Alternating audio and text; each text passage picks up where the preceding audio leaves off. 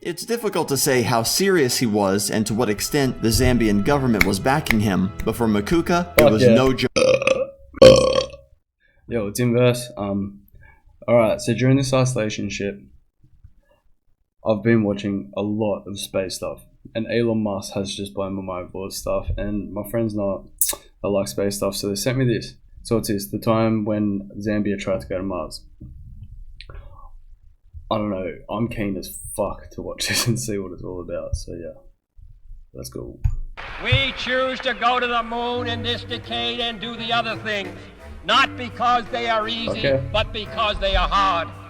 Because that goal. Amidst the height of the space race between the US and the Soviet Union, Zambia, a small country in southern Africa, got independence in 1964, and apparently, one of the first things Zambians thought was expected of them was to beat these two superpowers at their own game. The Zambian director of the National Academy of Science, Edward Makuka Nkoloso, had big plans to land Zambians on the surface of the moon, but for Mars, his plans were even more ambitious. Makuka wanted to establish a Christian ministry to the presumed primitive Martians, for which he was sending a spaceship containing a specially trained 17-year-old space girl, 2 cats, also specially trained, and a missionary to Mars. He graciously warned the missionary not to force Christianity on the people of Mars if they didn't want it. The participants of the program were called Afronauts, a term he coined himself.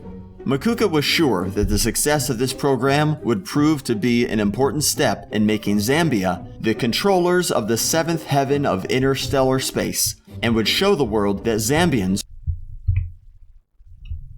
I don't know how this video ends or what happens for the next, 2 minutes, but I just know that things did not go to plan, okay? Okay. ...were inferior to no men in space technology. It's difficult to say how serious he was and to what extent the Zambian government was backing him, but for Makuka, it was no joking matter. To train the Afronauts, a makeshift facility was created where trainees would be rolled down a rough hill in a 200-liter oil drum to give them the feeling of Wait, what? A rough hill in a 200-liter oil drum to give them the feeling of weightlessness in both space travel and re-entry. In addition, they use a tire swing to simulate weightlessness. Alright, so I'm not an expert, but what they do to make the astronauts and stuff, pretend they're in zero gravity and stuff, pretend this is a cylinder or whatever, and they've got a stick coming out. It's like a pod with the people in here, and they spin around it as fast as they can, and it goes they go zero gravity and stuff.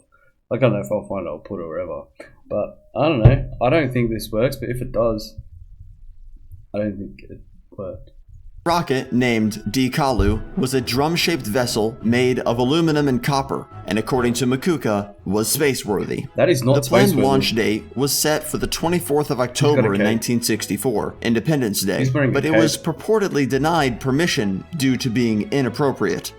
Makuka went as far as asking the United Nations Educational, Scientific, and Cultural Organization for a grant of 7 million in Zambian pounds. Oh my God! Okay, it's happening. Everybody stay calm. What's the procedure, everyone? What's the procedure? Stay calm! No spacesuit. No, it's all good. It's all good. Program, a response to which he never got. It is also said that he requested 1.9 billion from private foreign resources. But to Makuka, a lack of resources wasn't the only hurdle. The bigger problem was his boys who were losing focus. He complained that there was too much lovemaking going on in the headquarters where they were studying the moon.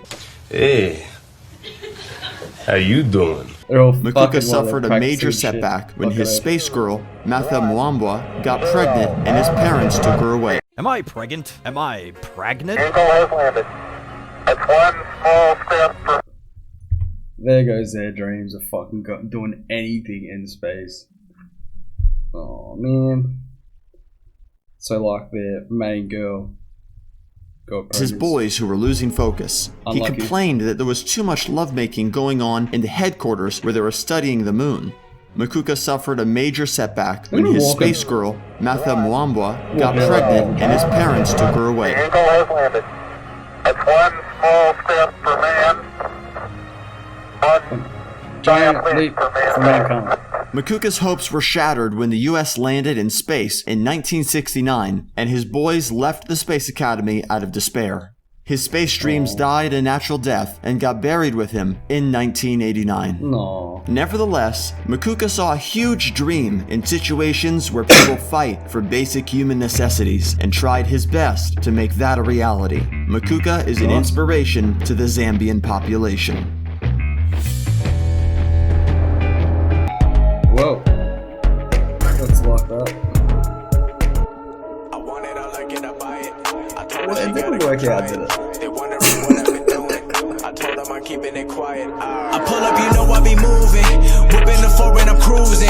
The money I'm speaking is fluent. All of my business booming. Stacking my cash in abundance.